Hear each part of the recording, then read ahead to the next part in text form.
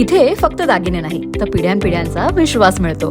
परंपरेची झळाळी आणि विश्वासाची खात्री. कैलास अडगावकर ज्वेलर्स, दत्त मंदिर बस स्टॉप, नाशिक रोड. लैंगिक अत्याचार गुन्ह्यातील आरोपी छत्रपती संभाजीनगर येथून क्राईम ब्रँच आणि 2च्या ताब्यात. याबाबत पोलिसांनी दिलेल्या माहितीनुसार पोलीस हवालदार मनोहर शिंदे आणि चंद्रकांत गवळी यांना मिळालेल्या माहितीने लैंगिक अत्याचार होण्यातील आरोपी हर्षद परदेशी या गुन्हा दाखल झाल्यापासून फरार होता.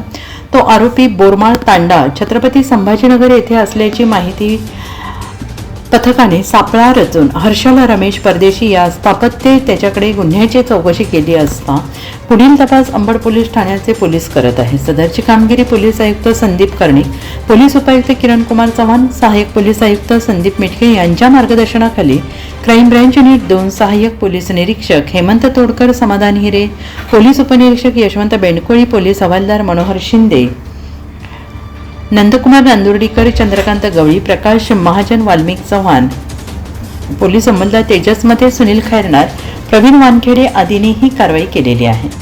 NCN न्यूजसाठी रोहन दानी, नाशिक.